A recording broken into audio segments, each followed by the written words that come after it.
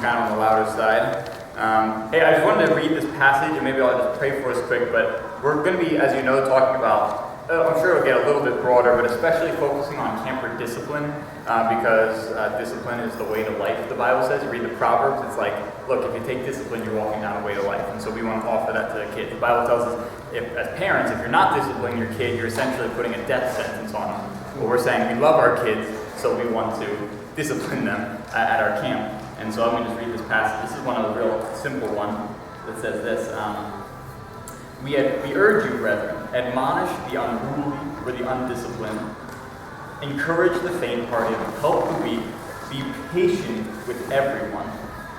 Take that into account. That's like a radical, life-changing command there, right? We urge you, brethren, admonish the undisciplined, encourage the faint-hearted, help the weak, be patient with everyone. See that no one repays another with evil for evil, but always seek after that which is good for one another and for all people. Always seek after that which is good for one another and for all people.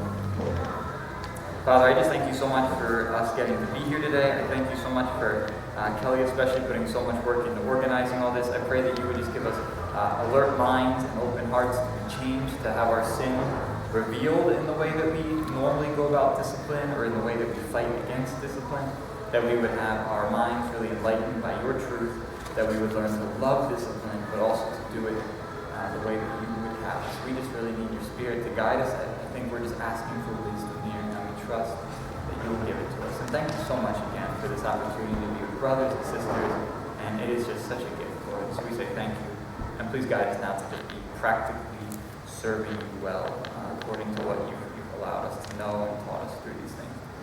Amen. Amen.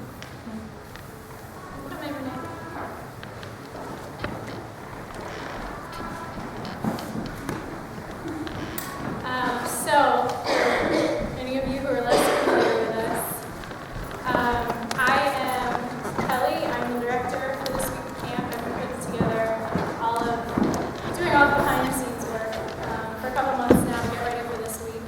And then we also have Ashley and Neil and Jason, who couldn't be here today. He was on his way to a much-needed vacation. They are the deans for our week of camp. So we are there. We are available to help you, to support you in any way to make this week even better. Because I know the job of a counselor is not an easy one. You guys have just a lot of stuff that you carry, a lot of weight you carry throughout the week. So we are there to help lighten that load in any way we can. So please don't hesitate to come to us if you need anything throughout the week. Because we are totally there for you guys. There's a couple other people who aren't here today. Christy and Jessica are counselors. Chastity, Jay, I can't read that one upside down. Carmen and Denny are not here today. But they are going to be catching up with us on video once I post that online. So they're right on track for the rest of us. But thank you for being here today. Like Neil said, the big thing that we're talking about is discipline. So if you can pull out of your folders, there is this piece of paper that has less doodling on it than mine. This is camper discipline, which is right on the left. This is the main thing that we are going to be going through. Right.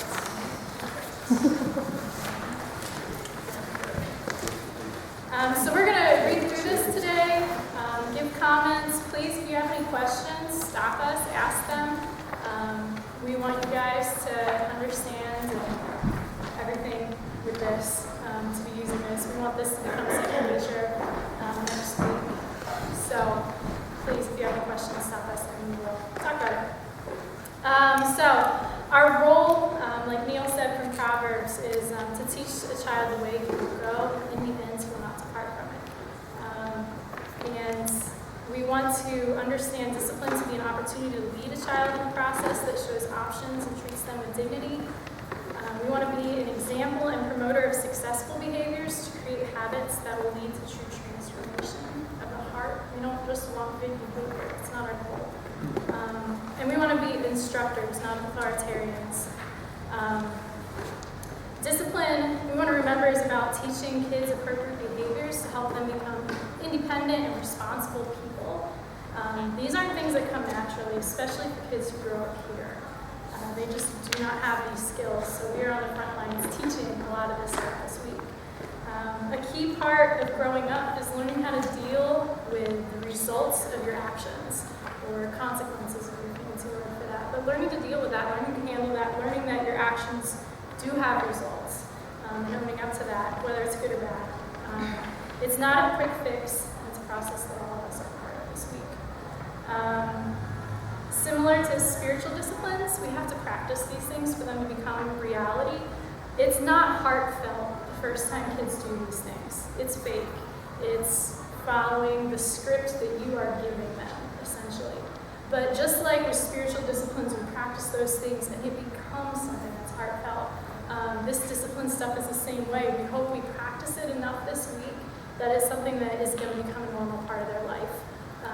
That it doesn't feel so crazy and strange to say, I was wrong, I could have made a different choice. I'm going to do that different next time. Or even to ask for forgiveness and apologize and pray about what they're struggling with. We want those things to become second nature for these kids. So what we need as a team for camp is just to be unified. We need to be consistent. We have this system. It's a great system. It worked fantastically last year. It worked really well because people are on the same page. And you guys did an awesome job of that, those of you who are coming back. So thank you for that. And we need to do that again this year. We need to be unified more than anything else, and consistent with the kids. Something that I learned along the way working with kids is I used to feel like, as a person in charge, like that authoritarian mindset. That's just what comes naturally to us, I think, so easily while working with kids. Where I'm the one on top, in charge, I give you the rules and you better follow them, and if you're not, I'm gonna make sure you do. It doesn't work that well. It does not work with kids. And along the way, I just got a change in perspective, that it's more like there are these standards there. Really, they're God standards, but we're putting a couple other specifics in there this week of rules. But really, they're standards. They're what we expect them to do this week. It's like those standards are up there, and we get to be the people who come alongside and guide the kids through it. Much more instructor, guide. It's great because it puts you in a place where you can be really empathetic, where the kids are like, man, I can't wear my flip-flops, and you can be like, yeah, it stinks, I wish I could wear mine too this week, but we're going to follow the rules. You get to be that person who comes alongside them and helps guide them through, this is how you have a good attitude with rules, this is how we're going to do things this week. So it's a totally different mindset than someone who is the authoritarian, someone who's the commander or in charge, demanding that people follow certain things. So I know it's not easy to learn, but it's a great place to be when you work with kids, because it really does. It frees you up. They're not battling against you anymore. They're battling against the standards. They're battling against the rules, and you get to be the guide in that. So we do need to be strong on rules, strong on boundaries, strong on these standards, but it's freeing at the same time because we can come alongside the kids and kind of guide them through it. So what we need so much is consistency between the counselors. That's going to help in amazing ways. And sometimes, some years past, we've had situations where a kid's talking during rest time and their counselor has just had it up to here with them this week already, and they're just like, okay, you lose pool time for the rest of the week, you're not having any free time anymore, and they just snap and take so much away. And then we'll have other counselors who are like, if you'll be quiet for the next 5 minutes, I'll give you a lollipop. Very different methods of discipline. We want to come together on the same page and kind of do things the same way, because it really does help the kids out if we're consistent. So, yes. Someone else want to read? Yeah, we can start with importance of discipline. Yes, sir. Discipline, unless you want to read that. Discipline must be viewed as an opportunity for growth and not just a negative experience for both parties. It's actually always talks about keeping kids discipling the idea there, discipline and cycling. We must be consistent with our discipline system. It is not fair to the campers if one counselor tends to be extremely lenient and the other gets away with anything, while another counselor is actually following the system in place. So that's exactly what Kelly was just saying. Many of our campers don't have rules in place at home, so we need to make sure that we clearly communicate with them the first night that we do have rules. Well, that'll be the fun part of today. We'll be talking about how you guys are going to help to communicate those to them in our first day there. Too often we want our campers to like us, so we don't enforce the rules at the beginning. However, by the middle of the week, when we want to start enforcing the rules, we don't have any credibility with that because we haven't enforced them up till then. Make sure you enforce the rules starting the first night to make it easier on yourself. So I know what Kelly was saying about being the authoritarian. There's also the opposite end where you're just like, well, what can I say? Or I want to be cool, or they're not going to like me if I do that. You're, again, leading them to death if you're not lovingly disciplining them. And just real quick story of that, there's this one time, I don't know if I was being too strict, but I told the kid that if people were talking while I was getting frustrated, so it might have been too strict, but I told them very clearly that if somebody talked while I was giving the instructions, I made it like real clear, I said it 3 times, then they weren't going to get to play in the last Gaga game because kids were just going crazy. And there's this one kid that just, started yelling or something like that, and I said, and I was like, I didn't want to. I knew the kid was going to hate me and be upset, but I was like, I said it 3 times. I was really clear about it. I got to stick to it. I pulled the kid over. He was upset, angry, and then like later that night after campfire, he was talking to me about the decision he made to follow God or about his interest in God. And it was just a really cool example. Like here I was like, scared of this 11-year-old kid because I didn't want to be like, him to not like me. And I just held to the standard. And then later and I forget how, like now that's something I take for granted, but I forget how hard that is when you're first doing that. So that was just a cool example of holding the standard and it being a blessing to the kids and to even your relationship with them. Most campers we discipline are crying out for help. They don't get the attention they need at home, so they are trying to get the attention from us by acting out. Don't be afraid to call people out. They will respond to confrontation, and we mean loving to call people out. Encouragement. The campers we discipline tend to be the ones by the end of the week that don't want to leave. Again, another example of that, we're putting them to projects all the time, and they're missing out on pool time because we're lovingly disciplining them, and then they can't stop hanging off our arms because they love us. That's honestly the way it works when we do it in love. They find that keeping kids at Camp Conquest a safe place where they can just be the kids they deserve to be. They truly are home with their brothers and sisters in Christ. In the next section, facts that cause or contribute to discipline problems. The kids might be hungry, tired, or sick, so take that into consideration. They could be bored due to needing something more challenging, or bored or frustrated because they cannot comprehend the language or the lesson.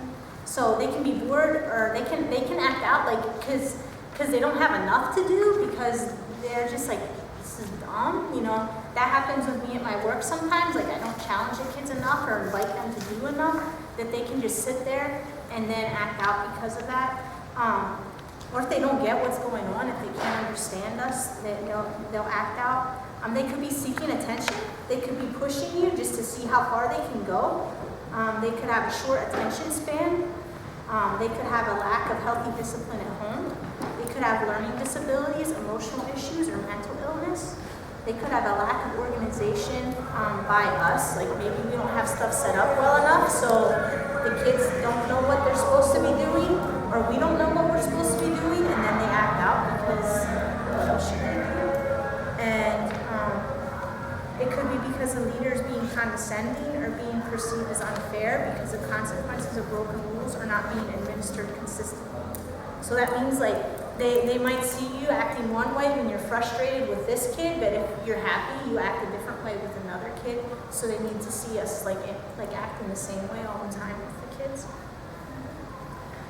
So a big thing that we can do this week is to be proactive to prevent discipline problems. Ways that we can do that is to pray. Pray before the day, pray before the week we have this week. And I would just challenge you guys to really be praying about it this week before we can go. Remind the kids often of the rules and do it in a fun way. Like Ashley was saying, if we're not organized or we're not clearly communicating with the kids what we expect them to do, they can't do what we expect them to do because we didn't tell them in the first place. And that happens more than we think. We just expect that they're going to get what we meant when we said to sit on the blanket. and they're talking to their friends and messing around and fooling around. Well, we didn't tell them, we expected them to be sitting there. We didn't tell them what it looks like to memorize a verse. They've never done that before. So make your expectations clear, and it'll help a lot. Use a child's name when speaking with them. Praise kids when they make good choices. Especially watch out for kids on your team who are the quieter ones. These kids fly under the radar because they do what you ask most of the time. So take the opportunities to celebrate that. Don't miss that. Because that is an encouragement even to kids who aren't doing well when they see, hey, they give attention to kids who are doing well. And sometimes that helps them too. As much as possible, remove items that are not to be messed with but cause curiosity.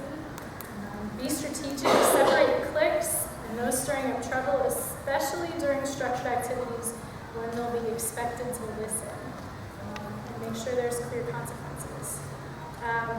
Don't be afraid to sit right in between the kids. We do this at Kingdom Kids all the time. If two kids are having problems, and sometimes, a lot of times it's more effective than being like, hey guys, you need to be quiet, just to get up and put yourself down between them. They'll move, they don't want to be sat on. And just because I know some people are uncomfortable, like Ashley always shows this really helpful, like, hey guys, and like there's not enough room for me there, but that's okay. Like, hey guys, I gotta, let me get,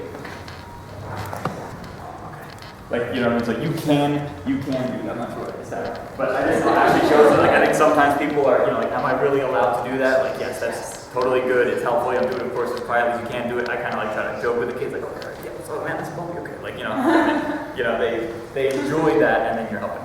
Yes. And just with the fun thing, like Lewis and Isaiah do really good jobs sometimes with this. Like the kids are supposed to be in a line, so you hear them shouting out like orders, like in this fun like sergeant. Okay, guys, we're gonna march up the hill, and they'll come up with a chant or something to do with it or things like that. And the kids are walking in a better line than like me, who's like, guys, come on, stand straight. You gotta do this, and because they've kind of made it fun, and they stated their expectations in a clear way and made it attractive too, because it turns into like a team competition or something like that.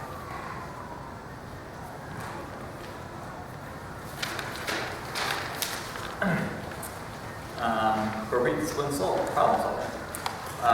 This is some stuff that's already mentioned. Present a unified front as a team. If there's a disagreement as to how to handle a situation, follow the direction of the staff and discuss it later. Do not argue in front of the children. And that's been, I think, I've said this before when Ashley and Kelly and Jason are reading. I think one of our biggest strengths in camp all throughout the years is that, like, there's sometimes with camp where, like, between us counselors, it gets kind of stressful, you know what I mean? Where it's like, why didn't you do this? Or, like, I forgot something and someone's blaming me for it, or, whatever it is. And it's like, you just feel that, and, like, I feel like one of our biggest strengths has been, like, we've always kept it together, sought reconciliation. Like, even just, like, the littlest things, like, where you're just encouraging each other. And so I just really hope we can continue that this year, and we certainly want to do that, because that just makes it so fun. Leaders communicate with one another when a child has been disciplined, so if something happens again that day, the next leader will know how to respond. If you guys want to star that one, that's one that is difficult but does happen. And we're going to talk about that especially with our cards. Yeah, thank you. In terms of like when they're team time versus counselors, because it just helps really well if they know, like, I can't get away with it kind of thing. Our kids are sneaky. Deal with children privately so they are not embarrassed in front of others. Let the child accept responsibility for their actions. Ask the camper to tell you what rule they are breaking and have them tell you what the consequence is for that behavior. Notice you're having them tell that to you so that you know their understanding. There are those sometimes when they really don't know, or it's helpful for them to, to say it out loud. So you're asking them to respond as well. You may need to ask them leading questions for them to figure it out. Let them live out the consequences of wrong behavior to a reasonable extent. Ask good questions and make affirming comments that will help a child learn to repent and obey God. Avoid talking too much. You will only confuse them. Guilty. Sorry about that, but that is really helpful. Here's some good, listen to them without judgment. What happened? Give them time to tell the story and ask questions that help them discern what happened. Affirm, this is what Kelly was saying, coming alongside them. Affirm their feelings or frustrations. I'm sorry that happened. That sounds like it was a hard situation. Okay, I'm with you on this. Let them confess. What were some things that you did that weren't right? Tell me some bad choices that you made that you wish you could do differently. Again, giving the students opportunities. Let them learn what is right. You may have to help them and give them options.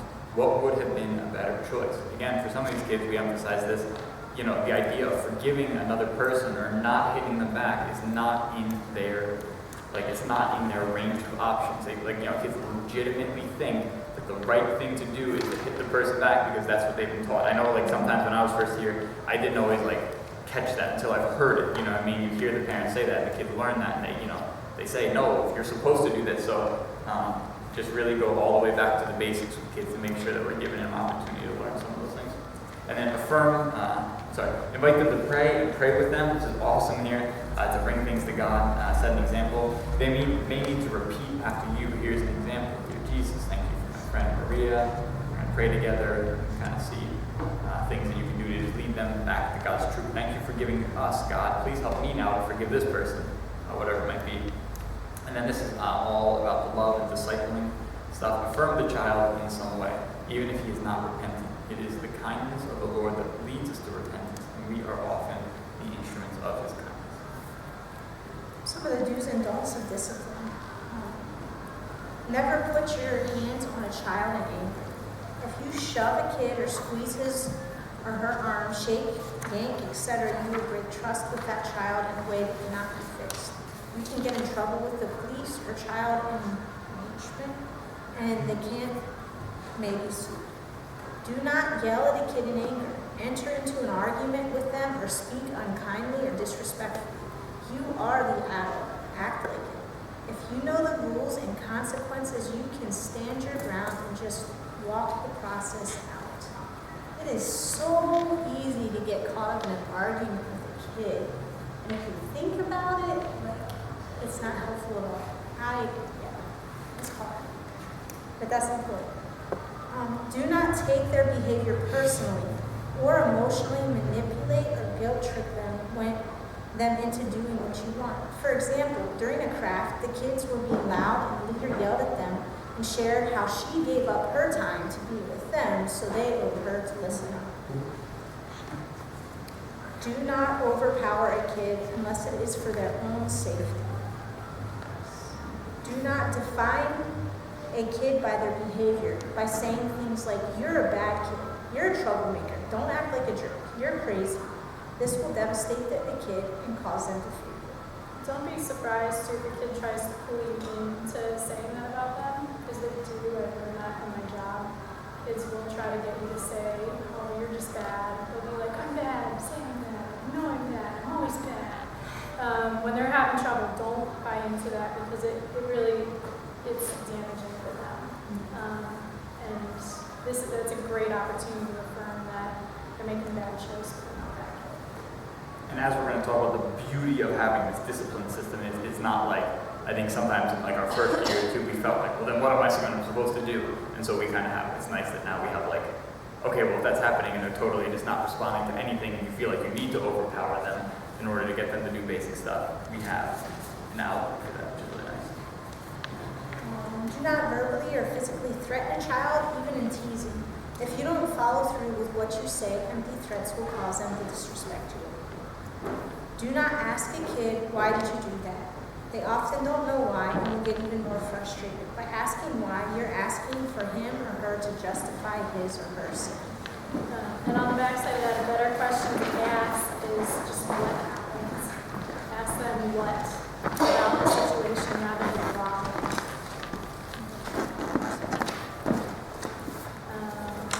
So another piece of paper that you have in your folder is this rules sheet. So you can pull that out, go over that real quick, so you know what are our rules at camp, because that's kind of important. Kingdom Kids at Camp Conquest, you can do anything at camp as long as it does not cause a problem for anybody else on the face of the whole earth. That sounds awesome.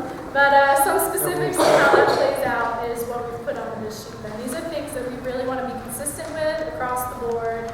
We expect all of you guys to follow these things, and these are things we want to be really consistent with applying to kids.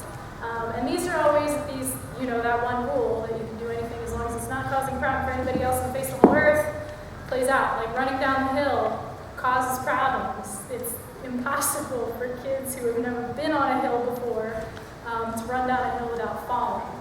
And they get all scraped up and skinned up, and that's an awesome natural consequence when it happens, and they never do it again. But we want to be really firm and consistent on we're not running down this week. You can run up them, that's fine. I won't do that for too long. Yeah, so there's other things on here. No bad language or put downs, because we want everybody to be respected. Rest time, we expect you to be quiet in your bed so that everybody else can sleep. Even if you don't want to, we expect you to allow other people to. So I heard Mo snores. So he's not allowed to sleep, right? My mom's had it too. Feel bad for y'all.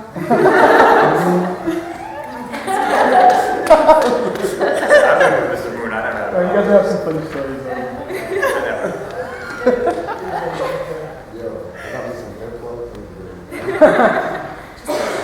Another one is no littering, so we don't disrespect God and His creation, and the camp can stay nice for others. Stay with your group so that everybody's safe and can have a good time. Flip-flops are for the pool and the showers only. All of the times we wear sneakers so our feet aren't hurt.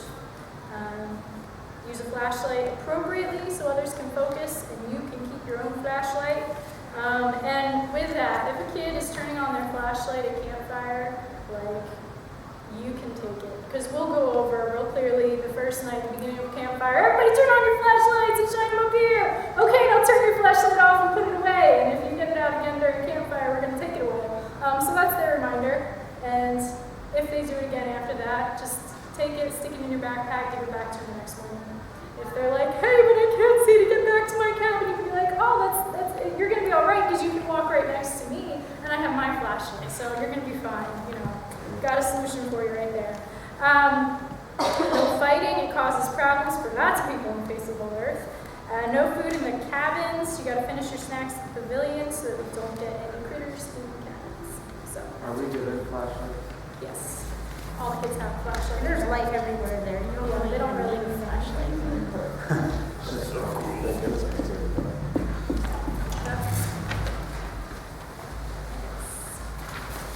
Okay, this, would you mind reading this? Sure.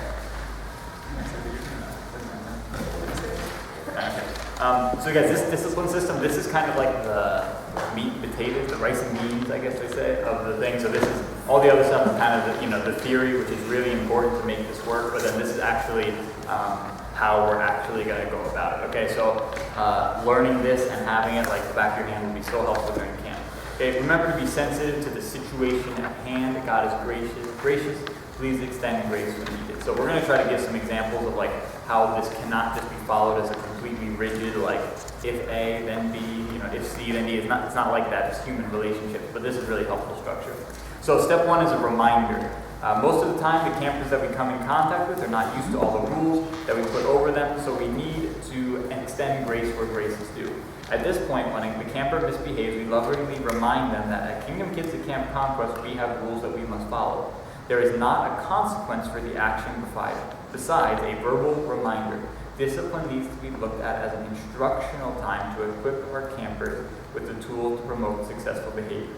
Okay, so this reminder is a pretty formal reminder, though. This isn't like the, hey guys, remember, stay with the group, like, as some kids getting distracted by a berry, and then he comes right back. Like, I don't think we count that as like the reminder. This is, the kid is doing something that's clearly wrong or wandering off, and you say, John, remember, like, this is your reminder. Remember, this is your reminder. You need to stay with your group, and that's the rule, okay? Next time there will be a warning. So this is kind of, you're giving them a formal, very clear, next step is the warning, so they kind of are very aware of what's going to happen. So it's a formal reminder. It's very clear. Next is the warning. Okay, at this time, we need to, this is really important here, sit the camper down and go through the discipline card. Okay, so we're going to take out the blue paper here on cardstock or whatever. This is your discipline card. Okay, you'll notice this is a little bit confusing, but it really works well. This is only the second time, so there's still not a consequence. So they still don't have some sort of discipline consequence. They only fill out the card. But this helps them to really recognize, okay, something has been going wrong here. I need to see if there's a different, something needs to change here. So you're having a formal opportunity to talk through them. And then next there will be some sort of action, okay? So step 2 is the warning. At this time, we need to sit the camper down and go through the discipline card. This should enable you to get to the root of the problem. Ask the question on the card, allow them to respond and take ownership. We want to make sure that the camper realizes that they have a choice in their behavior. You may need to draw these choices out for them. Again, you're kind of on the fly, so it's hard to come up with it, but you're trying to help lead them to see, look, you didn't have to leave the group, you didn't have to fight this kid, you didn't have to, whatever it was. Always using the adult voice, which we'll talk about. Remember that this is an instructional time. At this point, this is really important, you need to let them know that if they break a rule again, there will be a consequence for their action. So again, we want our kids to never be like, I'm not sure what the rules are. You need to know, okay, after they got the reminder, even they might not be listening or whatever, but we need to give them every opportunity to know, next time we're going to be filling out a discipline card because you're going to have a warning. After you're done filling out the discipline card or during, you should make it very clear the next step is that you are going to have a consequence if you break a rule again. When you leave them after you fill this out, there should be no doubt in their mind that if they do it again, there will be a consequence. And a very important part of this is that you do not tell them what the consequences will be. So you say, what is it going to be? The deans will decide, and it will be a consequence. Because if you say it's going to be one thing, and then we say, well, we can't do that, or that actually doesn't work best, or whatever, that makes it difficult for us. So they know it's a consequence.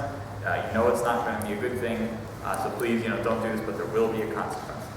So that, again, there's still nothing yet at this, but they should really know that there's something coming up next.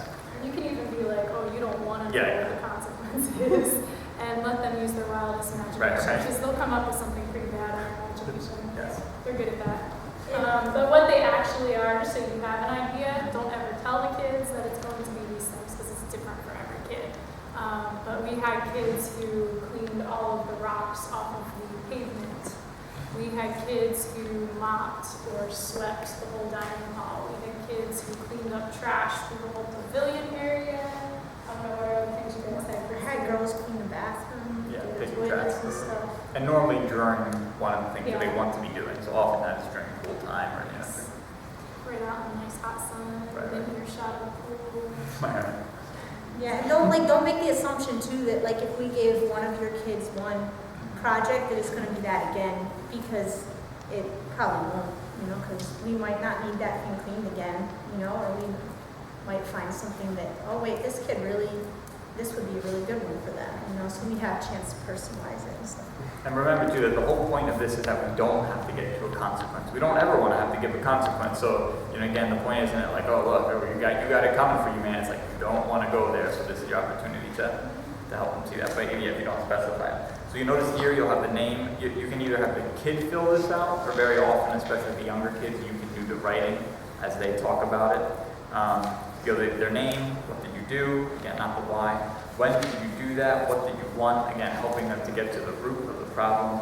List 4 things you could have done. Hey brother, there's other options. You don't have to hit them back. You don't have to use that language. You don't have, whatever, then, why these are better. What will you do next time? You just choose one from above. And then again, at the bottom, if you break a rule again, there's going to be a consequence for your actions. Okay, and then an important one at the top right that goes along with the communication. And for anyone that, again, I can get this attitude where I'm like, is this really all necessary? Yes, it helps so much. So, at the top right, you see the counselor involved. So if you're the one that's been working with that kid, you're going to write your name up there. And then the cabin senior counselor is going to write their name just to make sure that if you've dealt with it, that you let your senior counselor know about it. So again, it's just to make sure there's communication. Or the team senior counselor. So most of the time, the discipline happens through the cabin counselor, but it could go either way. So if, for instance, it's during team time and you're on the red team and you have Alexander or whatever have a problem, you should write your name on here, but there should be a cabin counselor on there as well so that they know that it has been reported to them. Is that right? That their name should, so even if the cabin, if the cabin counselor didn't see it, they should saw their name on there because the team counselor has come and reported this, because then there's that really clear communication. And again, if we stay on top of this really well on Tuesday, like the kids, they just pick this up, like, oh wow, if I do it at team time, they're still going to find out. Or like, they always find out. It works out really well. And I was going to say, you guys did great with that last year. Sometimes communicating between teams and cabins can be difficult. We get that. Let us help with that. If you let us know, hey, there's this problem with this camper on my team, and I need to make sure their cabin knows, and you clearly communicate with us, and we say, hey, sure, I can make sure that happens. I can go do that. like, we can help out in that way too, make sure that communication is happening, but you gotta initiate it. And we have walkie-talkies, so we be like, is anyone with the red? It's like, that's so fun. And too with that, like, I think it works that if I'm the counselor and he's the team leader, and I give this, and I tell him, then we don't fill out another one of this with the team leader. They have that already, so they would go to the consequence from there. Yeah, and so that leads into the next one, that there should only, this is kind of like a loop, you could say, or whatever. This should only ever be filled out one time before there's a consequence. So right after this, so we're going to give an example, but so you had the kid, you've given them the formal reminder, you've done the discipline card with the letting them know that the consequence comes after that. And then if they do another clear breaking of the rule, does not have to be the same as the first one or two. It's just any other thing. So the first time it was disrespecting the leader, and then the second time it was excessive loudness with no response during quiet time, and then the third time it is, no, I'm wearing flip-flops, I don't care what you say, whatever, you know what I mean? Those are still, they add up the same way. So by this step, this is action, step 3. By this step, we've already reminded the camper and given them a warning about the rules they need to follow. Contact your senior counselor to fill them in on the situation. Arrange a time for the deans and yourself to meet with the camper. Again, this is normally relatively informal. It's not like we have an appointment for or anything, but you find a counselor, a dean, we're kind of all around throughout everything. We very much try to be. So you just let them know, like, hey, I have a consequence issue that we need to take care of, a discipline issue, and will you do it immediately or say right after this or whatever. So let us know right away. Then meet with the camper as soon as possible with the dean. So that meeting, ideally, it won't always, but ideally would include the camper, the counselor that was involved with them during the discipline, or at least one step along the way, and the dean. Sometimes, it's just us and them, but if possible, it really works well and gives authority to you guys because they know, oh, I'm here because Mr. Lewis made sure I got to this consequence stage, and we can back you guys up big time there. And then we'll refer back to the discipline card, so we can say, look, man, we've talked about this, there's other options, even if it wasn't the same thing before. Make sure to go over a list of other things they could have done. So we'll still kind of be going over the discipline card in terms of giving them other options, but we won't fill out another one. Why didn't they do what they said they would do next time? The camper will receive a consequence. The deans will work with the camper on the service project, helping the camper understand the connection between their action and their consequences, making sure that the camper knows that the next step for them is to be sent home. Okay? One really important thing to emphasize is, again, most of the time, if a kid breaks a rule again, it's not going to be a send home kind of situation. So one really, really, really important thing for all the counselors to know is that you never threaten sending a kid home. I'm never going to threaten sending a kid home. I'm going to talk to Jason and Kelly before I would even bring that up. So I know sometimes you get super frustrated. You're like, if you do that again, you're going home. That is just really, really unhelpful because we don't want to send kids home most of the time, and we're only going to do that if it's really serious enough. So the dean's excluding me because I want to. We'll be making that decision. What about if I said, well, if you do it again, I'm going home? Somebody got to go. If they respond the way they would to me, they'd be like, all right, see you. But that you're not following this rule because you're hurting somebody else in the face because we're struggling then.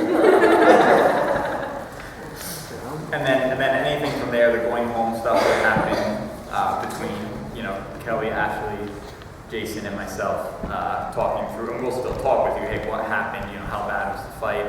What's any stuff like that? Have they been responding to this? And then if there needs to be a formal warning or a call home or whatever, we will talk about that. But again, don't even threaten a call home or things like that, because it'll be best for in the heat of the moment. I've said a lot of things, that you really so. So they should be clear though that the next step is them going home. Like once they meet with you, do you guys think that to them, or you just say? It would depend what it is. If it's fighting, yeah, maybe we would say that then. If it's like a extreme bit, if it's like wandering off, like one time and then the other time is nap time, and like it's like really, really like blatant disobedient respect, putting people and themselves and the camp in danger type stuff that was happening. Yeah, so and that's why it's not. It kind of breaks down at that bottom level. Because at the bottom one, it's just going to have to be case by case because it's that kind of you know the kids that are repentant and are really trying and they're doing better every day, but they still mess up because they're just so not used to it. We can work with that better than the kid who's just like. They can know another service project that's coming. Right, yeah. And so then, real quick, the idea is then that after that service project that we have, then they go through the loop again. So that's why it kind of is like a loop with 1 through 3, and then like if eventually they go around enough times, then if it's serious enough or whatever, they go home. So then after that, once they've done their service project, then you go right back to it again. Like you can be like, all right, brother, you got a fresh slate. Let's do it now. You know what I mean? And then you say, all right, this is your formal warning. Okay, we're doing a discipline card. You already did it. You know where it's going, right? And then the same process. Well, shouldn't the kids know that they could be sent home? We will probably make that clear at the beginning that is that we do have the power to send them. Yeah, we're letting parents know that too, and Yeah, that's a lot of the kids know that before they come to them. Like, I think what we're trying to say especially is there shouldn't be that if you do this, then you will be sent home. We don't want to tie ourselves to, We don't want to use it as a threat. But yeah, you're right. We do want to make it very clear that that's an option that they don't have to do. So, could you skip through now? Okay, so this is just nothing like I'm a really bad actor and Ashley's probably almost as bad as me, but just to give an example of how this Does would. somebody got a use center key that Dallas can use quick, like that, he drops some stuff in there. Then you just get it out. Yeah. This is the ones. Yeah, so this is just, yeah, sure. So this is an example. This is Johnny, and I'm a counselor, okay? So, all right, guys, it's quiet time. Remember that during quiet time, you don't have to, so this is, again, making your things clear, you don't have to be sleeping, but we have at least, I forget what it is, but we'll there's got to be at least 15 minutes where it's quiet so that people can sleep if they want. If you want to be in your game, if you want to do something in your bunk, you can read your Bible, you can do that, but you need to be quiet, okay? All right, guys, time starting now. So this is my bed, this is my neighbor's bunk. Okay, now realistically, you'd be like, actually, remember in your bed, okay? Like, you're going to give those whatever type things, and then she continues doing that. Ashley, or Johnny, or whatever. I'm so glad you're here. I love that you're having a good time. But this is quiet time. You need to be in your bunk for 15 minutes, okay? Let's go in your bunk, all right? Okay. Remember, this is your reminder. If we're having more trouble, we're going to go to the warning card, okay? Can you do this for me, Johnny? Sure. All right, man. Awesome, brother. Great. Sweet, okay?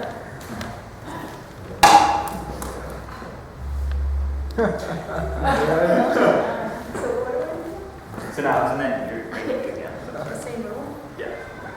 Just like here this time. Okay, and here's this is clear disobedience thing. Hey, come here, listen. John, I gave you a formal reminder before. I I told told you you that to be it's quiet time, okay? Come here, we're gonna step outside really quick, assuming that there's other people around. He was talking to me. We'll talk outside. Let's go, come on. Okay. We're gonna be, again, you always want to be with someone, so normally let's say there's a dean outside that's kind of off to the side so they know, or if you pull in the corner, you don't want to go in there because the kids are there. But, so we're in an open public space, sitting down. Okay. Ashley, you broke the rule twice. Do you remember what it was that you were doing that's not allowed? He was talking to me. Okay, but what did you do that wasn't allowed? Do you remember? I kicked the bed. Okay, and when did you do that? I did during quiet time. During quiet time, okay? And so, again, I'm not the greatest at this, but you're trying to give them leading questions, help them see, okay, so we're going to fill this out. So what did you do? You kicked the bed while it was quiet time, right? Okay. And did I give you a reminder about that or not? Yeah, you told me that. Okay, and what did you do after that? I kicked the bed again. And what are we doing now? We're filling out a discipline card. Okay, so again, you're still keeping it light, hopefully, letting them know, like, hey, we're so glad you're here, man, but we need to, I really don't know how to talk to girls and like little girls or big girls or anything. I don't know how to say, I only know how to say man, bro. Okay, when you did that, what did you want? I wanted to talk to him. Okay, and I can, this is like, again, on my greatest list, and I can understand, Johnny, like, I want to talk to people too, but what time was it when you wanted to talk to them? Bedtime. Okay, or quiet time, right? Okay, so actually, you got to understand, you got a lot of stuff to do at camp, there's a lot of fun we're going to have, so the reason we have quiet time so that you can have some time to rest, or even if you don't need it, so other people can, okay? So I understand it's tough, but that's why we just got to be quiet then, okay? So what are some other things that you could have done? I can't talk without using my mouth, so I don't really know. Okay, let's think about this. What are some things that you have in your This is what we're talking about. What are some things you have in your backpack actually that you might be able to use? Oh, I have that cool camp book. Oh yeah, this is a cool camp book. Who made that? I forget. We're making that as we do, okay? Okay, so you can use your camp book. Okay, what else can you do? Are there any memory verses you're working on? Could I use sign language? Okay, I think we might be able to use that. Maybe say no, because yeah, you can practice it on your own, okay? As long as you're silent, but no talking at all, okay? Let's see if we can think of 2 more things. I could have waited until afterwards and thought. Okay, that's great. And you think you could maybe just close your eyes and try it? Probably not. Okay. I could just stare at the board going and imagine what the things are. Okay, yeah, that'd be great. Awesome. Okay. So actually, which one of these do you want to do next time? Use my book. Okay, sounds good. I'll write that in. One of us will do it depending on their age and ability. Okay, actually, you can make it really clear. Okay, we're about to go back in. Really think you can do it. But if we have a problem with you breaking this rule or another one again, there's going to be a consequence. Yeah, but what? Do you know what consequence is? Oh, it doesn't sound good. Yeah, it's not good, okay? You're going to have to go and see this. Do you know that my mom? Mr. Neil or Mr. Jason or Mr. Ashley or Mr. Kelly. You don't want to mess with her. Okay. So it's going to be safe. Remember, you got to follow the rules, and if you don't, it's really not going to want to have that, okay? So do you think, Johnny, you'll be able to do better this time? How long is the quiet time over? Okay, I think it's like 5 minutes or whatever. Okay. Can we pray for you, Johnny, before you head back in a minute? Okay, you think you can do this again? If it was a boy, I'd be like, shaking him up, do my arm around. You think you can do this? And you're like, okay, you sure? Okay. Get him back in there. We'll pray and we'll head back in, okay? So that's just an example, okay? Again, and I should be even, emphasize more. Remember, as we're going back in, okay? So we go back in. Now let's say Johnny does a great job. Johnny Ashley, that's his name. Johnny Ashley, so I go back between, okay? And then we fast forward later throughout the day. Okay, this is a totally different situation. It's been 3 hours, or even the next day. Okay, so let's say it's the next day. Next day, Ashley, Johnny, we're on our way to the pool, okay, and Ashley is not with the group. All right, guys, we're heading to the pool. Hey, Ashley, you go with the group, we gotta head over to the pool. Nah, I'm going this way. Ashley, come on, you remember this? I can go this way faster. Okay, now this is like a clear, disobedience kind of thing. So we say, all right, Ashley, come here, we make sure that the group is with you. We come over, okay? You're not my dad. Don't touch me. Wow.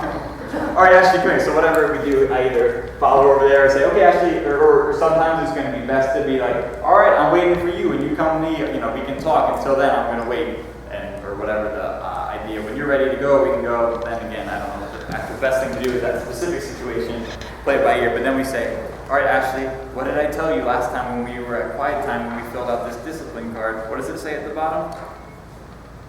I can't read. Okay. Well, it says there's going to be a consequence, okay? Do you know what you did this time? Why was going to be a consequence? What was the problem? I don't know. You shouldn't touch me. You're not my dad. Okay, I'm not going to touch you, okay? But when we were going to pool time, what were you doing, Ashley? I was going too. I just was going that way. Okay, but what did I ask you to do? Go that way. Okay. And did I say it like real mean or anything? Was I yelling at you?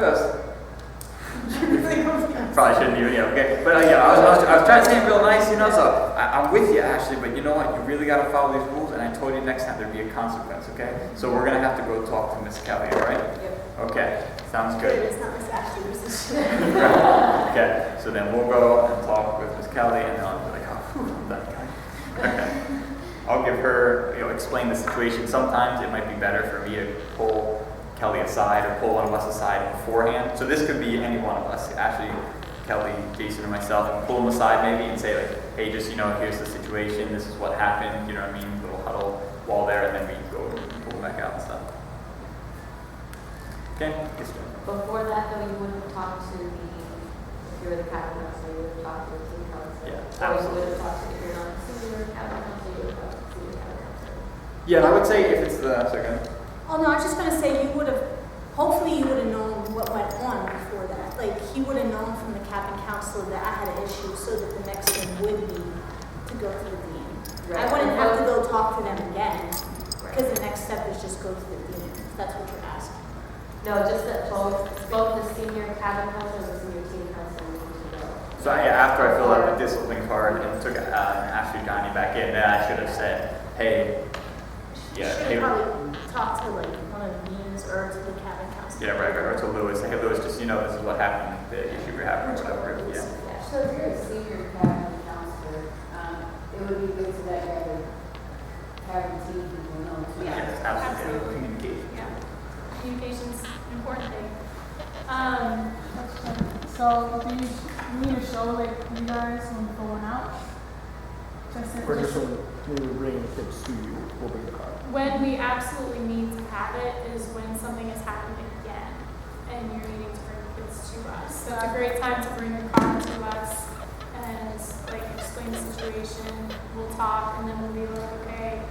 Sometimes it'll be right then, you can go get that camper and we can talk and have that little meeting. Sometimes it doesn't work for it to happen right then and it might happen a little later. But yeah, anytime. That's when you bring the car to us. And it goes from being in your hands to being in your house. Right. But so you don't actually have to bring the car until, we're actually at that action step 3, but it's never, again, I think the whole thing is communicate everything all the time. So, hey, I know Elizabeth is having a problem and I really don't know her too well, but I know Renee knows her. So I say, hey, Renee, just a heads up, you know what I mean?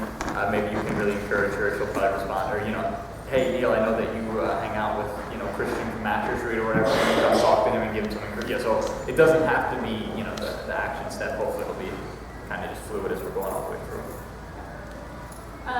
Probably one of the toughest things on the discipline card for the kids is those 4 questions, not 4 questions, it's listing 4 other options of what they could have done. Usually kids, especially kids in our neighborhood, don't think they have any other option. That never went through their minds. So this is like, what? I could have done something else? You're kidding? So that's the most difficult thing for them. They don't see that there's other choices they could have made. So that's a big spot where you're really going to have to help them out. If they're totally stumped, it's great to say, do you want to hear what other kids have tried? I wouldn't offer like, hey, do you want to hear what I would do? Because most kids don't. But if you phrase it as, do you want to hear what other kids have tried? They're usually pretty receptive to it, and you can throw some ideas out there, and maybe some of them they'd say, oh yeah, I want to put that on the card, and some of them they're just like, no, let's keep thinking. And that's fine, but do try to work through getting 4 options on there. It's so hard for them, but it's a great thing to think through. I didn't have to react this way. I could have done this, I could have done this, I could have done this, could have done this. Maybe they aren't all ideal. They might not all be good choices. But that's an opportunity that you guys get to talk through that. Then, well, that would be great. I'm not so sure about number 2. I probably wouldn't try that here at camp. It might not work out that well for you. And, what do you want to try next time? And number 4 says, what do you want to do next time? And that's an opportunity to talk through those 4 options and what they want to have as their choice. So.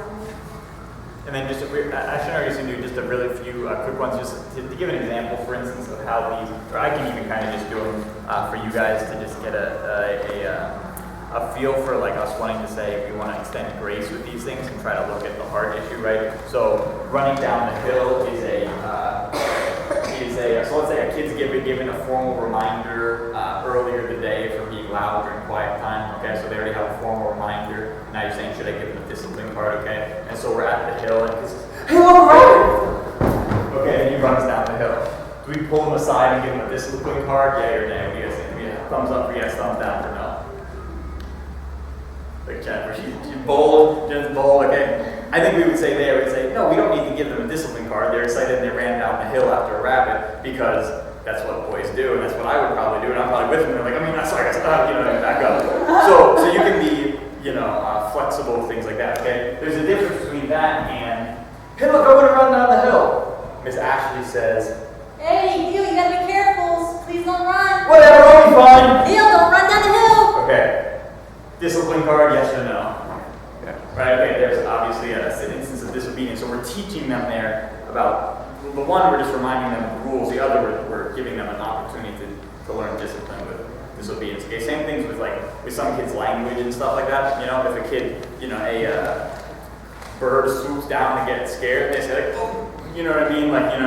I don't think you need to write up a discipline card for that because you're not necessarily teaching them discipline for, that's at least for me personally. I know some maybe, but we're not gonna be able to do the whole thing in 1 week, you know what I mean? So things like that. You say, hey man, you think there's a different way you could say that? But if it's like, hey, you know, never stop with the mouth, you know, I don't effing care, then we say, come on, let's go. Discipline card. So just examples to try to look at the disobedience or just like, you know, oblivious kind of thing. Yeah, so you still address it. You don't like Right. ignore it or whatever, but it's not with the card. I think we need to be gracious with reminders, and when situations are different, give a reminder. Don't jump right to the card, give them a reminder, make sure they know what the rule is. It's a great chance to play stupid, even if you think that the kid is being difficult and sure they've got to know this by now in the week. That's when you get a chance to, you just be gracious, act like you don't think they're doing it on purpose, be like, hey, just so you know, it can't, this is our rule, let's make sure we're doing that, you know, I don't want to see you have to get a discipline card, you know, I don't want to see you go to that, so, you know, let's do a good job and remember that this is the rule that we have at camp. Yeah. And just something I read on this one paper that, just the idea that they don't have like, it's not vocabulary, but like the backpack full of options or whatever, of things that they can do instead of the behavior that they've learned or used to, like whether it's fighting or like different things, like somebody says something mean to you, you say something mean back.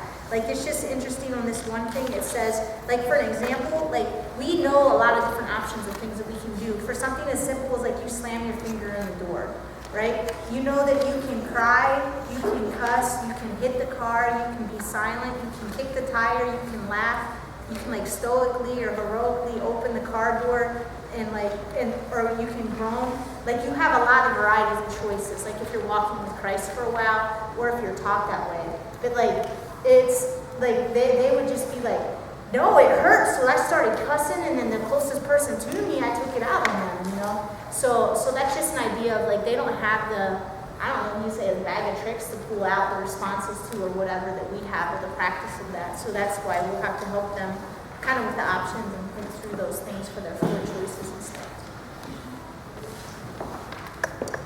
Do you guys have any, especially for those of you who have been there before, like issues that you foresee happening with the kids that you're like, how do you want to handle this when it comes up? You know, I know things that people brought up last year, like what do I do if a kid runs away from my group? And I'll just answer that now. Like if a kid's taking off running, don't chase them. Turns it into a game, and you don't want to get into that game. Do keep them in sight. There's a lot of ways to keep a kid in sight without them knowing that that's what you're doing. There have been a lot of times at camp where like I've stayed somewhere and tied my shoe because this person is off over here and I can see them out of the corner of my eye if I do that. There's been times where I've cleaned up trash that probably wasn't even there because they thought I was doing something and I wasn't following them. It was actually really funny one year because I was doing that, you know, trailing along behind a camper who had totally run away from his cabin. I think it was during rest time or something like that, so other people weren't even out and about. And I'm doing that, and every once in a while he'd go a little further and look back, and he'd see me, and he's like, and so he'd do it again, and he'd go a little further, and he'd look back, and he finally got like halfway up to the athletic field, and he's just like, threw his hands up, and turned around and walked back to his cabin. But he's chasing me. And I went to him later, and later we had a conversation, you know, after he got back to his cabin, so it wasn't a chasing situation. We had a conversation about it, I didn't just let it go. But there's ways that you can follow kids and keep track of where they are without chasing them. So that would be my advice on that one. Yeah, and if it's late at night, you don't have to be scared about them getting lost. Who said it? One of the counselors up there said, you know what, if it comes to it, we just turn off every light in the camp and leave the cabin light on, and they're going to come back because they're scared to death. You've actually done that before. So they've done that, you know, and it will work perfect with our kids because they're scared to death of the dark. They've never seen dark before. So. They're scared of the woods when it's not dark, so they're not going to get too far. Same kind of situation if a kid is just walking away from, like Ashley was doing before, like I'm just walking away, you know, I'm not going with my group, like presumably you're not going to go. Because my temptation always is, well, I can just, you know, maybe I know this kid and I give them hugs or whatever, I can just like grab them and bring them back. Are we saying that's not our policy? Are we saying I'm just going to stand here and wait for you until you choose? There's a difference in grabbing and bringing back. Like I experienced this even yesterday with Christy's son because I did that and exerted my power over him and stuff. But like, and just saying, hey, come on, and if they're, yeah. guide them back like that, that's fine. There's not like no touch policy or anything like that.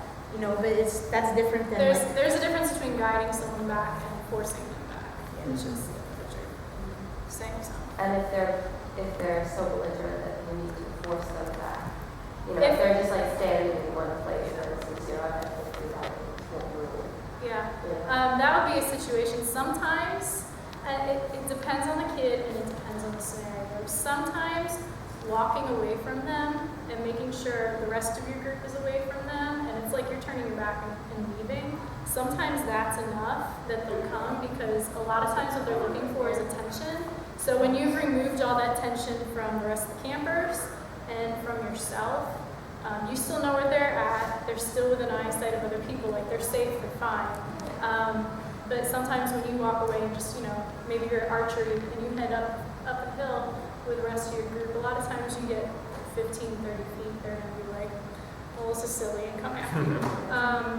can you come overly excited about the next activity that you're going to do with the kid and just like announce it to them loud? Not to the person that's back there, but like, oh, come on guys, let's go play, whatever, you know, like, and sometimes that works. If they're still being completely belligerent, not coming with your group, you know, you've tried, you know, walking away with everybody else, and you see they're still hanging back there, that might be a time where you call one of us, and we'll come out.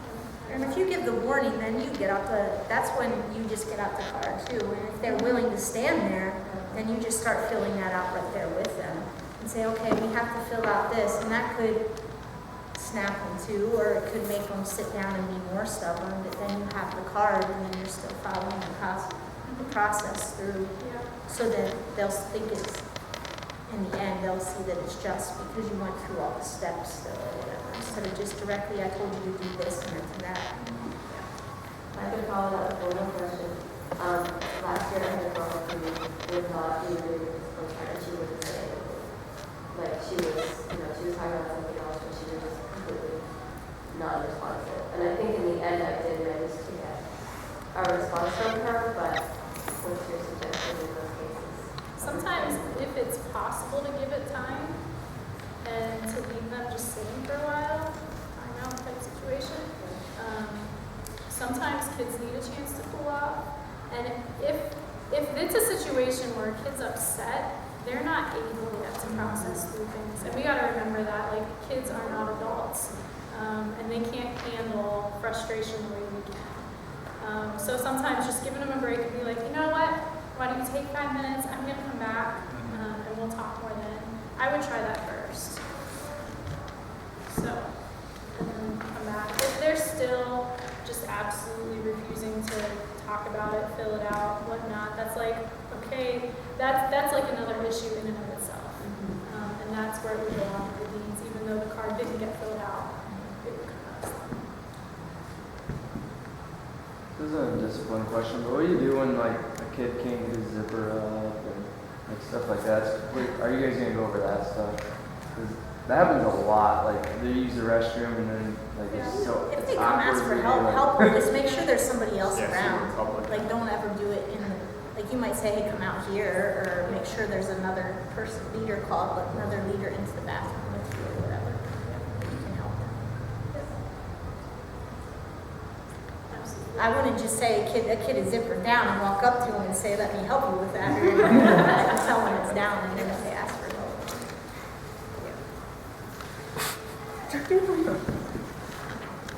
Another one that can happen from time to time, if you have a kid who's refusing to eat, a natural, logical consequence of that we will hold to at camp is that they don't get dessert if they didn't eat dinner. If they don't eat their meal, they don't get dessert. It's not that long to the next meal. They're going to be fine. They aren't going to starve themselves. So don't worry yourself about it too much if you end up with one of those random campers who refuses to eat. Sometimes it's just a control issue, and when they're like, okay, I can't control this, and then they're like, wow, I'm hungry, it usually doesn't happen again. At the same time, there's also a lot of strange foods at camp because we have other groups coming in to cook for us. They're not familiar with it. Just encourage them to taste stuff. If they don't want to eat it, that's fine, but at least encourage them to taste it. And it's like family style, so I just thank the Lord that there's more for the rest of us. I'm just like, oh, man, it's good, there's more to eat, so Oh, dog. forget that. I'll try to find the littlest girls when I go to the camp. You know, but I'm like, oh, there's a bunch of little girls. Let me see what that. That's what Dalvin did last year. He's like, man, I look for all the little girls and I sit with them so I can. Oh, you don't want to eat? Okay, you don't want to eat this? Someone else. Piles it up. Neil, you'll start reading through the tips for this conversation. Oh, yeah, sorry. Tips on disciplines. Yeah, this is good. A lot of this stuff is not easy to, like, you can't just take care of it, but it is really helpful to just kind of have in mind.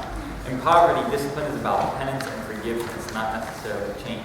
It is important to note that the approach to discipline advocated to you is to teach a separate set of behaviors. Many of the behaviors that campers bring with them are necessary to help them survive in their cities. So we're looking for both structure and choice as the two anchors for these things. This is often a behavior related to poverty. Laugh when disciplined, right? We've probably all experienced that if you've been here. A way to save face in the matriarchal intervention. Understand the reasons for the behaviors. Tell the students 3 or 4 other behaviors that would be more appropriate. Argue loudly with the teacher. It's very participatory, and there's trust for authority. There's a big one, don't argue with the students. Use the 4-part sheet later in the document. That's going back to the discipline card. It's like, don't argue, say, look, man, when you're ready, I'll love to fill this out with you. Until then, you know, I can wait or whatever. Angry response. Anger is based on fear. Question what the fear is. Loss of face, did they lose face? Respond in the adult voice, which we'll talk about. When the students cool down, discuss other responses they could have had. Inappropriate or vulgar comments. Reliance on, this is kind of complicated, causal register, may not know formal register, whatever that means. Anyway, have campers generate or teach students other phrases they could have used to say the same thing. Like Kelly was saying, they learn through doing, not necessarily through understanding the whole thing. So, hey, why don't you try saying this, man? You know what I mean? Like, and give them another phrase that they can say. Physically fight, necessary to survive. Stress that fighting is unacceptable at camp. Examine other options that campers could live with at camp other than fighting. And yeah, I just want to mention this too, but with certain things, whenever in doubt, you can always come to one of us. So, you know, you don't follow the full process of kids are swinging at each other, you know, kind of thing like that. Come right to us, or even like a total, like, I'm just not moving, I don't care, don't touch me. You know, you can say, like, look, I don't know what to do with this kid, you know, I guess that kind of stuff. But fighting's obviously not. Hands always on someone else. Poverty has heavy reliance on non-verbal data and touch. Allow them to draw or doodle, give them something else physical to do. Have them hold their hands behind their back when lying or standing. Give them as much to do with their hands as possible in a constructive way. Yeah. Cannot follow directions. Little procedural memory used in poverty. Sequence not used or value. This is again just clear communication. Write steps down for them. Have them write at the top of the paper the steps they needed to finish do the task. Maybe have them practice procedural self-talk. That's probably the most likely one. I love doing this with kids. Like, all right, so what's the first thing we're going to do when we get in the cabin? You know, someone say, all right, we're going to get in the, what's the second thing we're going to do in the cabin? Okay, so what are we going to do again first when we get there? You know, so you do that a couple times. Like the kids, know they love that. You know, do the drill sergeant thing. So have them do that. Along with that too, that one and the next one, they complete only part of a task. Those are 2 reasons our kids can tend to have a hard time with, you know, team time 2 in the evening when we're doing mostly memory work and stuff. You tell one of our kids to sit down and memorize a verse, they have no clue how to do that. Sitting down and memorizing something is not a skill that comes naturally. It's got steps to it. You know, things that are logical to you, it's not logical to them. So that's an opportunity even on your team to be like, grab a couple kids and be like, okay, first, let's do this. Okay, let's repeat that part a few times. Okay, you guys have that. Let's do more of the verse now. And kind of coach them through. What does it look like to memorize a verse? Because a lot of the kids that we have there will have never done that before. Or think about. If students are disrespectful to you, don't be surprised. They have lack of respect for authority in the system, sometimes for good reason, and may not know adults worthy of respect. Tell campers that disrespect is not a choice. Identify for campers the correct voice, tone, and a word choice that are acceptable. This allows campers to practice. You can also do this through example in the way that you respond. Harm other campers, verbally or physically, kind of goes along with fighting. hey, look, man, I know this might be something that you're used to, but that's not the way we do it here. We're really trying to go God's way, and that doesn't involve that. You don't have to be aggressive, and give them, again, other options that they can choose. Cheat or steal, indicative of weak support system, weak role models, emotional resources. Use a metaphor story. I'm not sure if we're going to talk about that. It's kind of complicated, but you can also emphasize that behavior is illegal and not an option at camp. Again, give them other options. Hey man, we want you to have everything you need. We're not gonna, we're not gonna let you have anything that's not taken care of. Hey man, there's a much funner way to do that than having to cheat or steal. And talking incessantly, yes. Build participatory activities into the lesson. So kids just won't be quiet. Again, so we can suggest something at the times that need to be. Suggest something else for them to do.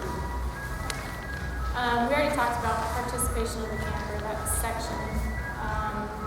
But down at language of negotiation on page 7, it says one of the biggest issues with students in poverty is the fact that many children in poverty must function as their own parents. They parent themselves and others, often their younger siblings. In many instances, they also may act as a parent to the adult in their own household. Inside everyone's head are 3 internal voices that guide the individual. These voices are the child voice, the adult voice, and the parent voice. They've talked about this a lot in this already, but this just explains that more. It's been observed that individuals who become their own parent quite young don't have an internal adult voice. They've never learned that. They've got a child voice and a parent voice, but not an adult voice. So it gives some examples there. The child voice, which usually is what you think of as like the whiny little kid. They're the center of their universe, just that attitude. The parent voice tends to be more like judgmental or authoritarian. Like, you do this, you do it now, why did you do that? I can't believe you did that. But it's direct, punitive, threatening, things like that. And then the parent voice, or the adult voice, is a lot more non-judgmental, a lot more patient. You might ask a lot of questions, things like that. It gives examples on the other side of things that would fall under each of those categories of voices. One example between like the parent voice and the adult voice that I was just thinking that I've done in the past, like, you need to get in line right now. Oh my goodness, why aren't you in line? That's very much a parent voice. The adult voice on that would be more like, I expect everybody to be in line. I do this at day camps all summer. Like, I will let you in the I'll let this team in the building when everybody on the team is in one line and has their symbol on their hands. I'm not telling them what to do so much as I'm saying what I'm going to do and what I'm going to allow. And that usually works a lot better. A lot of times it asks questions. I think it's interesting that when you read scripture, this, like even at the very beginning in Genesis 3, that's how God handled Adam and Eve. And I do not by any stretch think he didn't really know what was going on, but he asked them, what happened? What were you doing? Like, who told you that you needed food? Who did that? He asked questions. And I think that's a gracious way to handle kids, is asking questions and letting them explain for themselves what's going on. So, in conclusion, at the bottom it says campers from poverty need to have at least 2 sets of behaviors to choose from. One from the street and one from camp. That's like the understanding of how they handle things at home and in this neighborhood is not the same as how we're going to handle things at camp. We're teaching them new strategies. The purpose of discipline is to promote successful behaviors. Teaching students to use the adult voice is important for success in and out of camp, and it can become an alternative to physical aggression.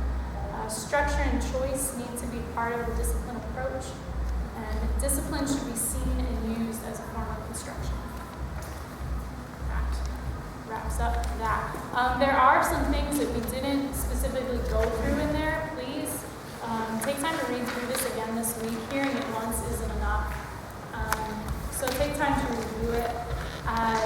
There's also 2 other sheets in here that are yellow. They're on that left side. They both say love and logic all around the edge. That is another school of thought that is, it's very good at teaching how to use that adult voice rather than the parent voice. Not all of those are applicable for camp, but please read through those. They'll give you some good ideas. Maybe even pick a few off the list that you can practice this week when you're interacting with kids. Most of us interact with kids now and then. So pick a few of those that you can practice this week when you're doing that. And let's try to get this, a normal way of talking next week over there. So review it. If you want, you can take your whole folder with you if you are responsible, and we'll bring it back to orientation next Sunday. If you do not want to take your folder with you, feel free to leave it here. Just take out of it the discipline stuff and then those 2 yellow sheets so that you kind of just read through those this week. So, if you want to take your folder with you, go ahead. If you do not, leave it here.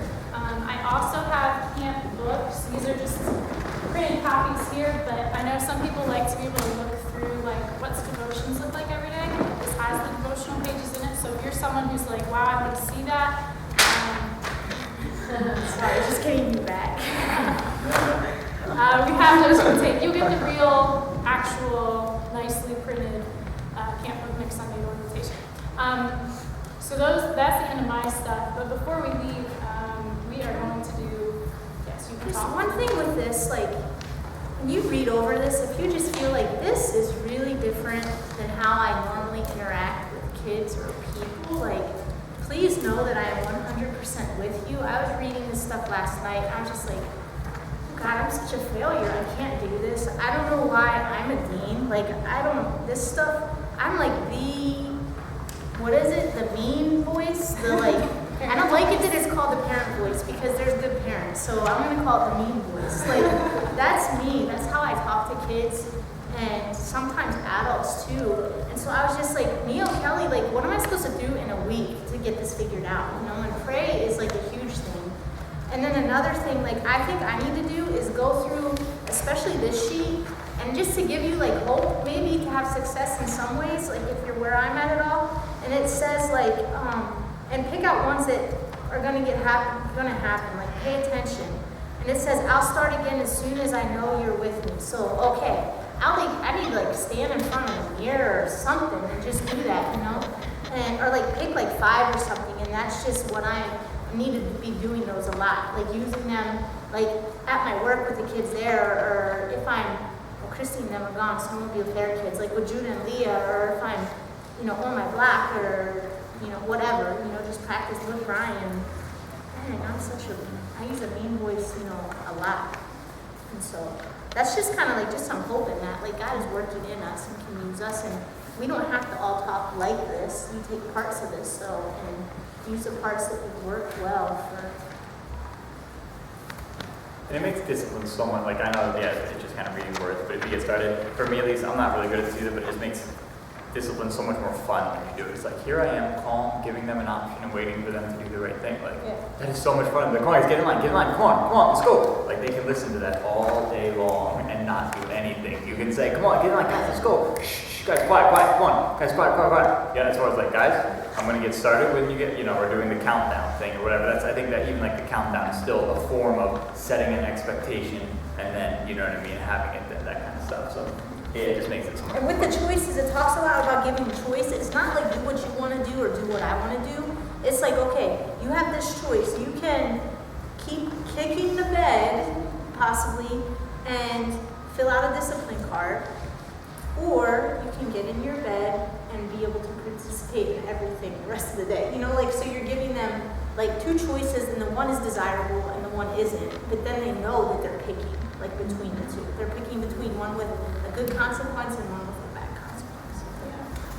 All right, guys, if you want to do this real quick, let's, first of all, I want to clap for you guys for sitting through this. Awesome. You can jump up. I'll give you guys 10 seconds to look at, maybe 15. If you don't know already, you guys need to get in your group by your color team. So if you guys look in your... Where that page?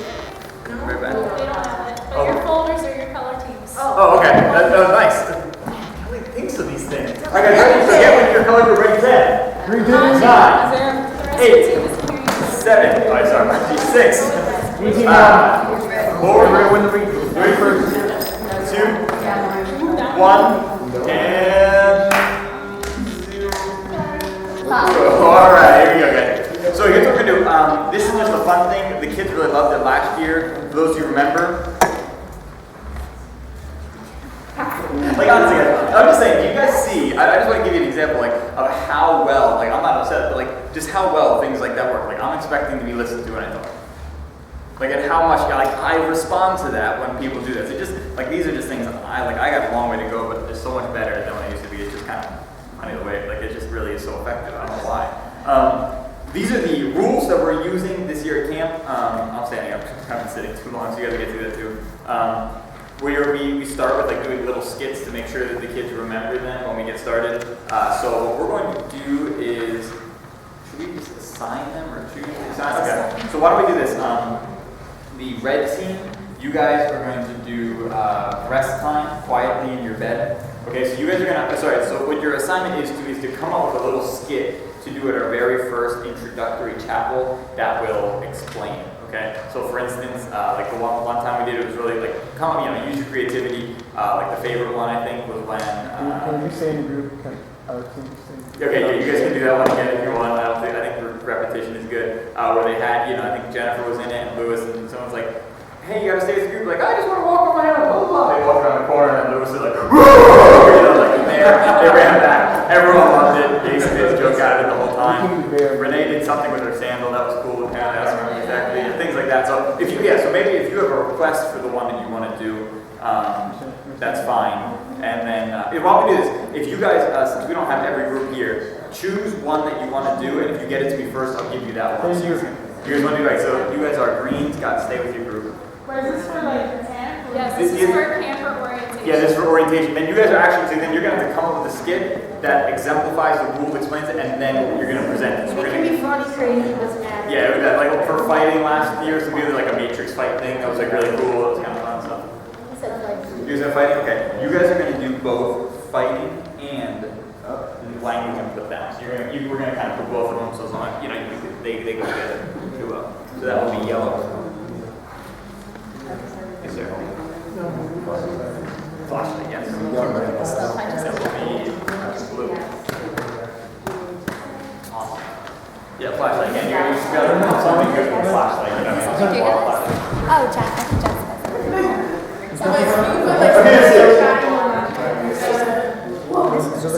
Or have a person come with like a cane.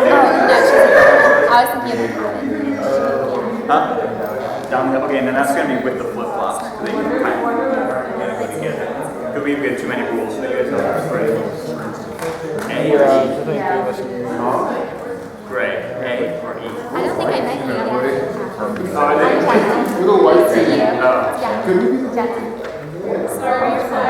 It's Jackie and So we're surrendering? yeah. We're surrendering? We're Pure. pure. Pure because of crows. Okay, so you guys So are we practicing this now or are we practicing this now or It's okay to surrender. Yeah, go ahead. Talk your all right. 5-10 minutes. Okay, So what we did last year you're was going to do littering and food in the cabins because they kind of go together. Who else did you have again? Denny and Jay? You don't know? is it Denny and Jay?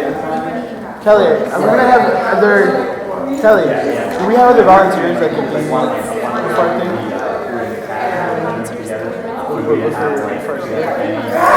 Yeah, you should.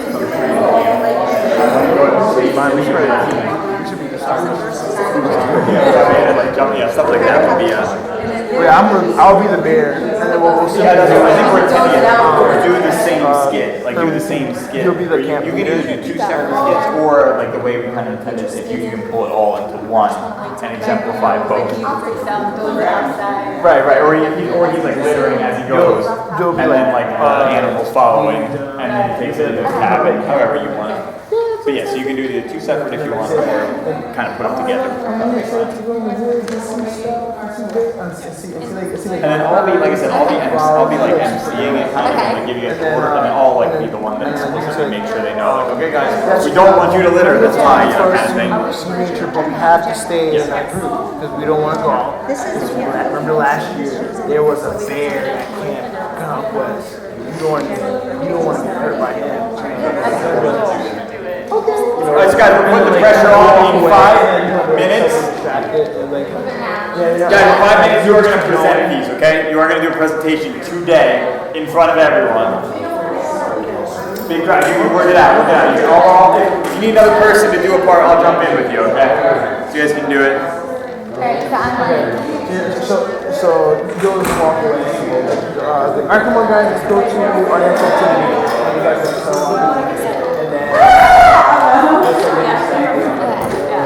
And then I'll like, you do like, Yeah. talk about that some and then come more towards that side. So you'll be over there. And then, So I'll be like walking away from you. yeah, you go away. Okay. Looking at some Wednesday one earlier about birds. I'm going to go there.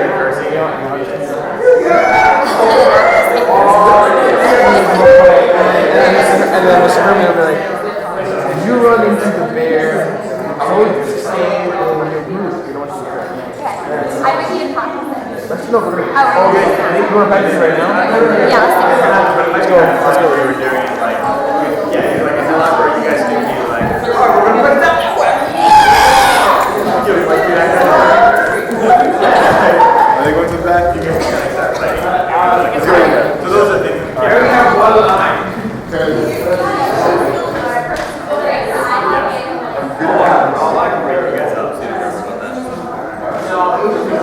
Alright, it's 3 minutes. I'm starting the timer. 3 minutes.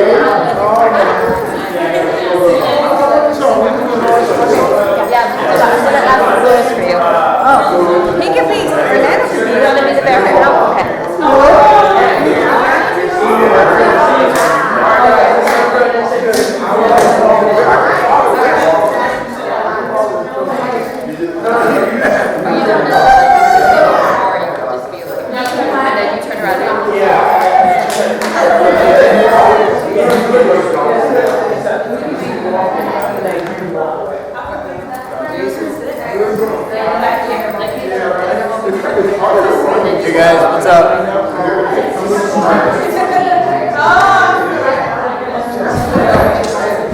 I guess it's all about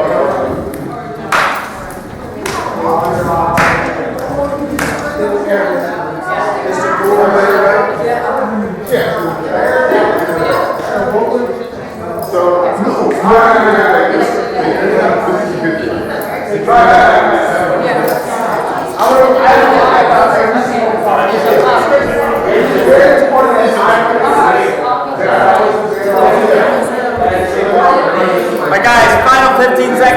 up, finish it up. I'm just gonna say one. 10, 9,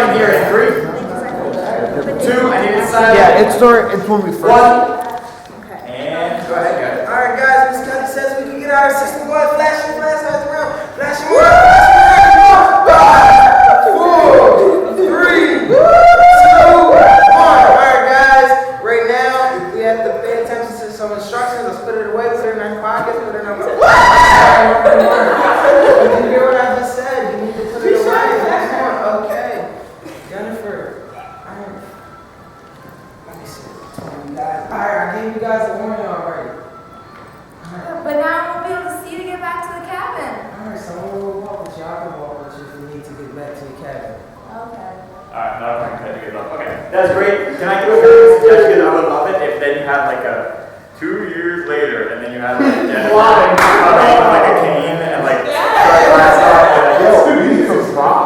This is all because of that one flashlight. This is like a science class answer that Jenny forgot to wear her goggles. Right. And this is Jenny now. Yes.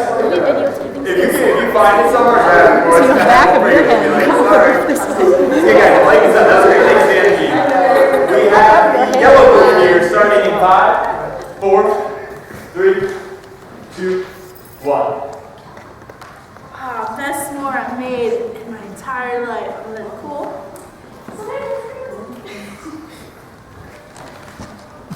You took the s'more. What you talking about? Ain't nobody got time for that. This is not even full. Alright, that's it. We done.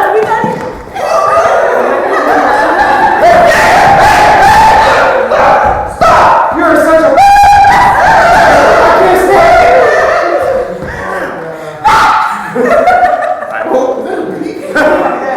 And then we'll break it up. Alright, so who else do you guys have to read? Yes.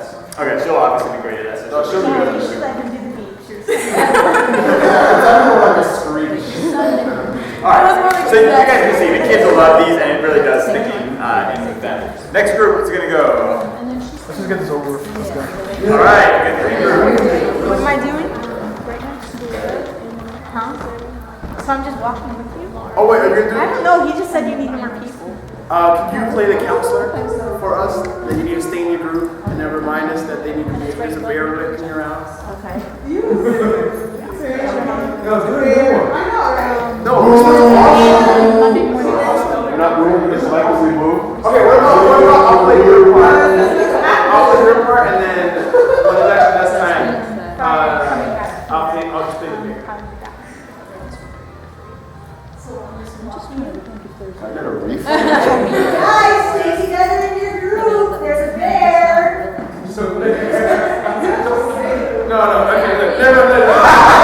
Listen, okay, when we do this, Saturday, you're gonna play my part, what I'm gonna do now, and then I'll play the bear. Okay. Alright? Let's go. Alright, I just want the lines on this channel, right? Oh my goodness. Alright. Do you want me to revise the script? I can revise it. Alright. The correct format? No, it could be a video.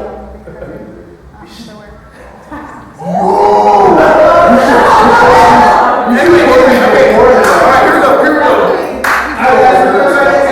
Remember, stay there. You don't want to get lost.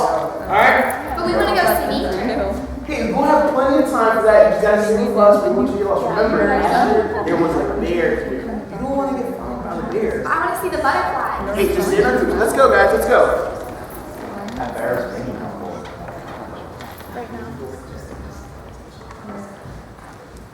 Oh, look at the butterflies in the grass. Ignore me. Go over. Stay in the middle. What is it?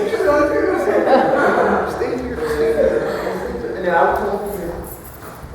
Stay in the middle. Just stay in the middle. She's following the butterflies. Yeah. Oh my god. Right!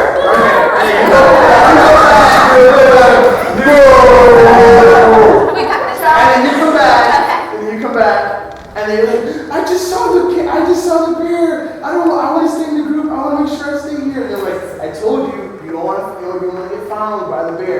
Stay with us, okay? All right. You could have All right, played my with sister it. said it. All right. Okay. That's gonna be it. We'll practice. All right, that's fine. That's fine. That's also easier with the whole crew. Okay. White team. Oh, okay. All right, first of all, I need you all to tilt your heads this direction. And pretend we're one inhale. So, And I have speakers on, yes. and yeah, our footwork just was. Ready?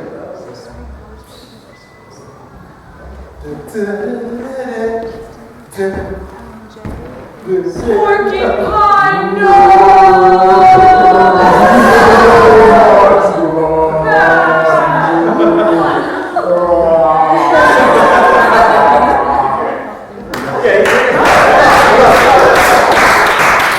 Simple was brilliant. Awesome. And what do you guys? Red, orange. Red team. Red, orange.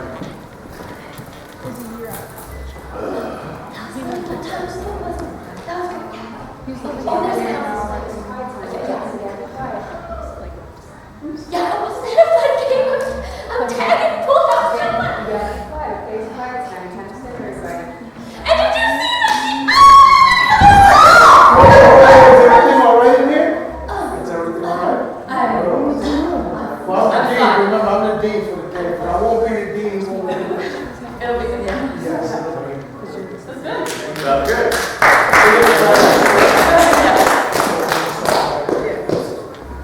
And now one. Sweet. Perfect. Can I have some Doritos, please? Thanks.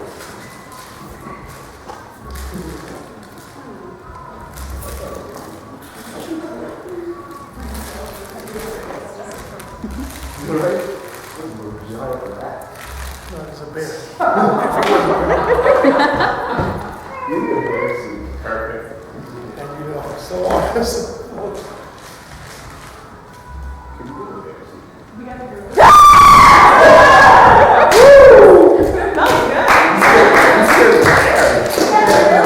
a bear. He can't yell because it's too thick. You lose. We might I can play the bear. I mean, you did it for both. Yeah, we'll tighten it up. All right, that sounds good. You should put the gorilla suit on the bottom.